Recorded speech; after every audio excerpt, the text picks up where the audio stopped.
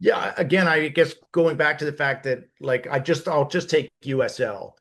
There are all types of ways now, like you can buy a League One team. So League One and USL, and directionally I'll be somewhat correct, but I think it's like a $5 million franchise fee.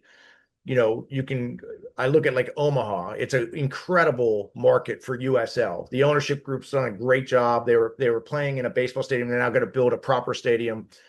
They've won, I think, League One at least twice. They've won championships.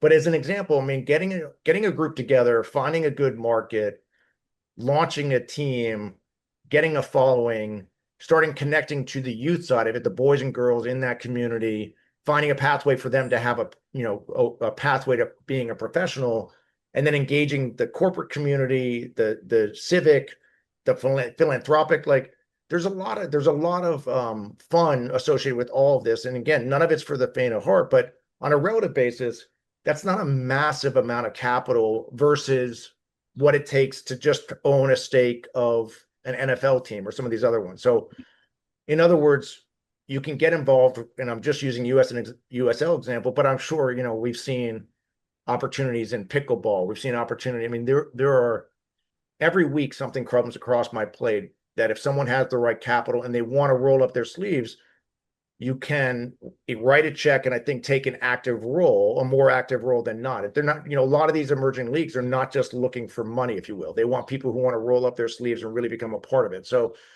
that's an exciting part of it. But again, I'd also say with people have to keep their eyes wide open, just recognizing that these teams, they effectively consume cash all the time, and you got to find as many levers as possible in terms of driving revenue. And that's why I've always felt real estate is such an important component of the overall business opportunity. That if you can have real estate as an asset class associated with it, that's another driver of cash flow that becomes very important in the overall return mix.